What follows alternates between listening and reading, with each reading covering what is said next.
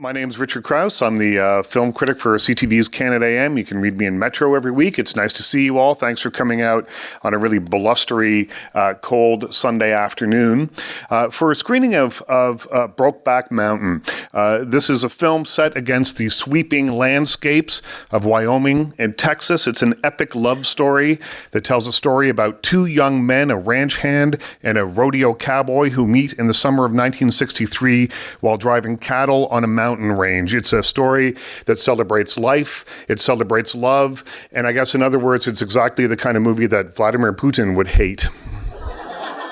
So we're very lucky, I think, to be able to have a chance to look at it on the big screen today. So beyond being able to sit and enjoy this wonderful movie, an Academy Award-winning movie with really, really beautiful performances, we also have in store for you something that's going to be very unique and very special. 7 years ago, our special guest started working on a musical. He had in mind a musical that would be an explosion of tango music that he would bring around the world, and he's brought it to the Panasonic Theatre in Toronto. The show was called Arrabal, and because of the success of that show, it's open right now, it's playing right now, we are very lucky to have Gustavo Santaolalla with us. He is the Academy Award-winning composer of Brokeback Mountain. You also know his work from a host of other films. I'll give you all the background after the film, but we're going to have a sit-down chat afterwards, and then we are going to be privileged by sitting and hearing some music from the master himself. I can't wait for that. So if you please turn off your cell phones. If you haven't already, put them on airplane mode because it will interfere with some of the equipment we have up here. Sit back, enjoy Brokeback Mountain, and then please stay around for Gustavo Santaolalla and me, and we'll chat. Thank you very much.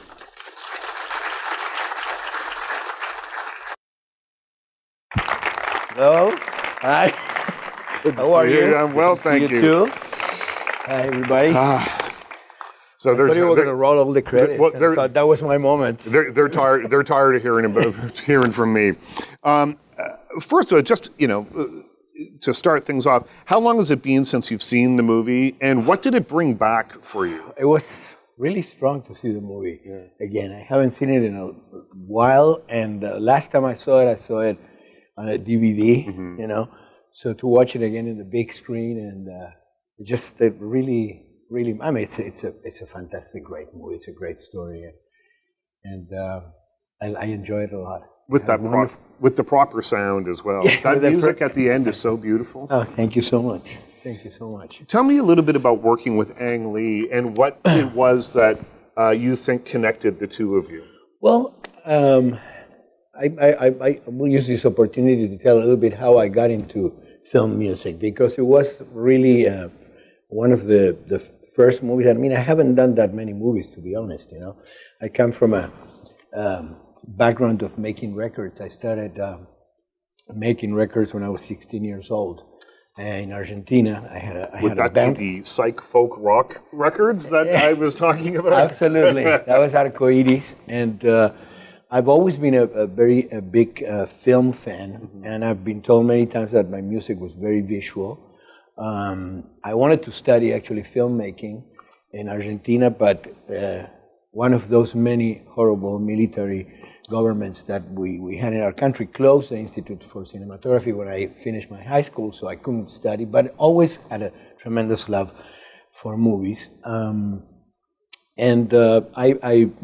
moved to the United States actually in the middle of the dirty war in Argentina, and it took me a while to really get my things going. I had different bands and stuff, but for a moment I realized that I wanted to start producing, and I started producing records, and I became a pretty successful Latin alternative music producer. And I was once nominated for a Grammy. I lost. I thought that was the end of that was my big opportunity, and I missed it. Then things changed. Now I have 16 Grammys. But in the middle of all this, always my love for cinema continued, and even if I was so busy producing records, I always said, well, I kept on writing my songs and doing my music, and I said, well, every now and then I'm going to put a record out. Doesn't matter, even if I don't have the time to go out and promote it, I will do it. And at the suggestion of a great charango player, charango is it's a typical instrument from northern Argentina, Bolivia, and Peru, and I play a lower type of charango called ronroco. He really said, you have to put this music out. This is fantastic music. And so I sort of compiled 13 years of recordings that I have with that instrument, and I put a record out called Ronroco.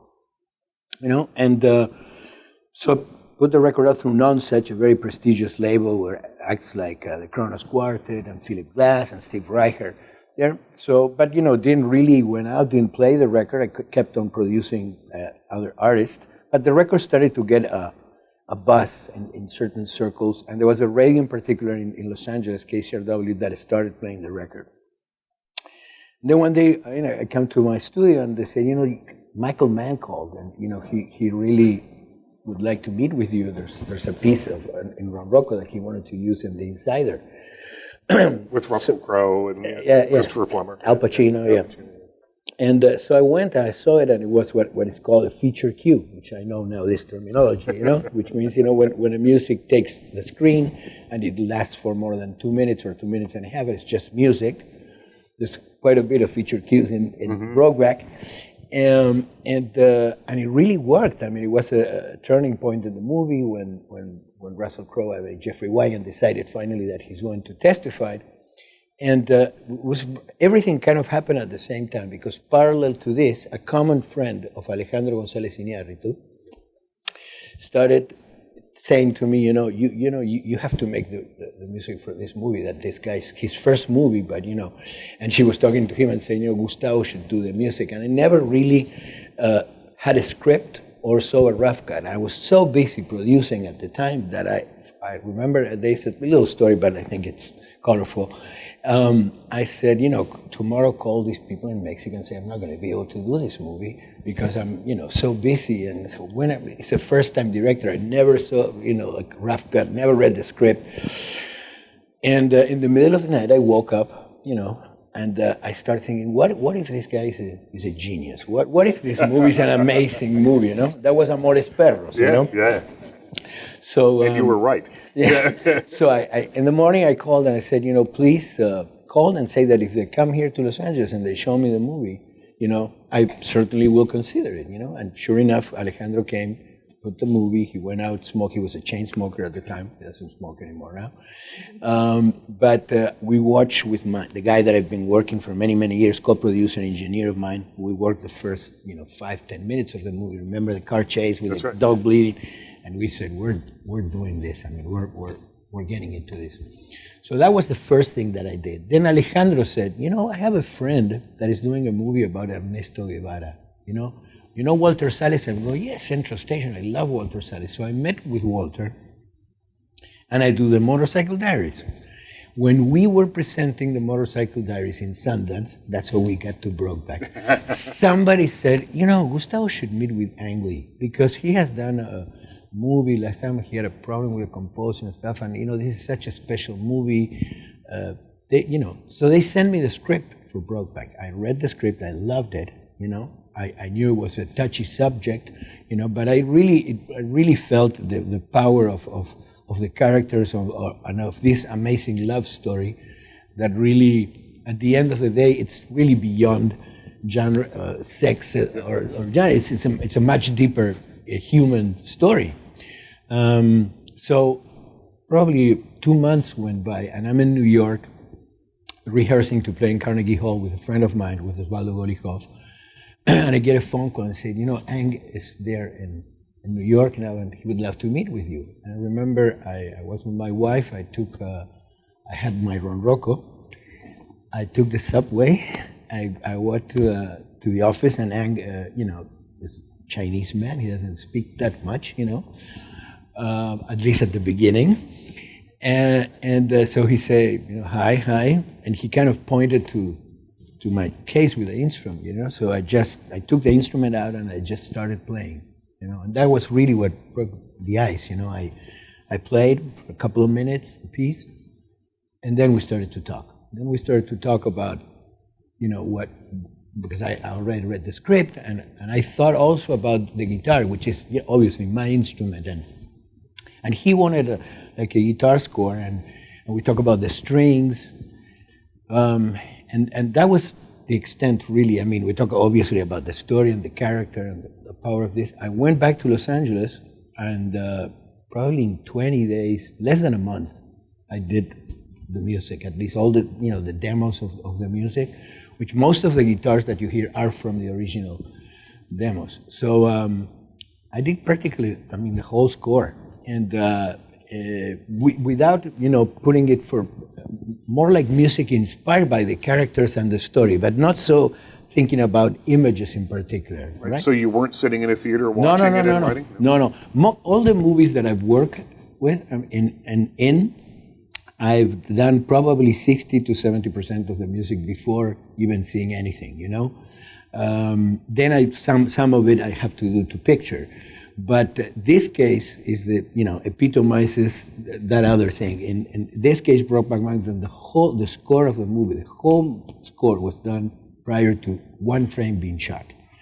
So he got this music like a month later, and I get a phone call from James Schamus, the producer of the movie, saying, this is so funny, you sent this music, and Ang thought that these were examples of things that you've done already, because he didn't know, and he said, damn, this music will be perfect for the movie, And too bad we can't use it. Yeah. And Jay said, well, this is the music of the movie, And so then, working with him was really, really interesting. He's a great guy and a great visionary and a fantastic filmmaker. And he worked with me in the studio. We re-record some of the, like half of it, we re-recorded, and he will direct me almost like if he would direct an actor, like he wanted this to swell and this to really be cool. And it gave me also something that I already was experimenting in the Alejandro's movies and stuff, which is the use of space and silence. And this was a perfect movie to do that because these guys don't talk that much, and so. And I really love the use of space and the use of silence, in music in general, as I do the discrete use of music in films too, I think part here also of the genius of Ang really was deciding what piece of music was going to be used where, because that was all his call. It didn't have anything to do with sort of spotting and say, no, here we're going to use this, no. When I saw the first rough cut, in which I sent him the music, tons of pieces, and obviously they've been edited, When I saw that first cut, it was really spooky because the music matched perfect. It was, something really magical, and I think that's, part of what. Also, obviously, the story, the movie, the acting, everything. But I think also the way the music works with the story, it makes it, what it is. It makes this the film that it is. I think so too, and it's interesting to hear. We as I said, we don't have a huge amount of time for conversation because you're going to play some songs for us. Okay. But I really want to ask you that story that you just told suggests the determination that you had to get your music out there, to get. Music, even if you couldn't tour and you couldn't promote it, you wanted people to hear it. Correct. And I think back over looking at your career, I know that in the 1960s, when you were living in the suburbs of Buenos Aires, correct, you wanted to be a musician so badly that you designed your own logos for record labels that you might one day own. Correct. And I did have a record label, very successful. Yeah. Yes. But you were determined even then to do this. And Arrabal has taken 7 years to get to the stage. Absolutely. And yet so what is it, do you think, that keeps you going over long, protracted periods of time when maybe some of us would go, you know what, it was a good idea, but geez, I don't have 7 years to spend on this. What is it that keeps you coming back? Well, I had, like this, some strong, I don't know, like I say, artistic vision, since I was a kid. So one of the things, for example, that always was in my mind since I started making records when I was 16, was the concept of identity. Somehow, expressing in what I do, who I am, where do I come from, And the band Arcoiris that I had then mixed a lot of South American and Argentinian folk music. I produce a whole bunch of bands, for example, Café Tacuba or other bands that also express very well their identity. That's a concept that has been with me forever, and I've been very truthful to that. Tango was something that I always had tremendous respect for, because it's a very sophisticated music, and yet it's very popular.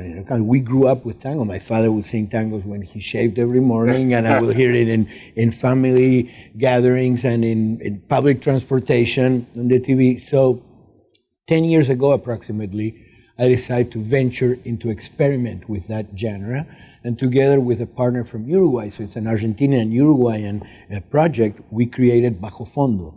Bajo Fondo it's a band. We have 3 albums, actually, several Grammys with the band. We from the very beginning, because I've been a big fan of dance all my life, of arts in general, but dance is one of them. And I always thought, this music deserves like a show that will, use this music as a vehicle for dance. And once again, because of the concept of identity that is present in Bajo Fondo, I wanted to tell a story that was very close to us. And we had a very strong story, very rich story in Argentina. I mean, we just this December celebrate our first 30 years of democracy in a row. We never had the opportunity to have 30. Yes. We had democracy, then we had military coup, and then another military coup, and then a guy that was elected president but didn't last, and so that's how we grew up, And so we in all those up and downs, we had a particular moment in history, which is around the mid to the late 70s. That's probably some of the darkest part of our history, in which at the hands of the government, 30,000 people disappeared.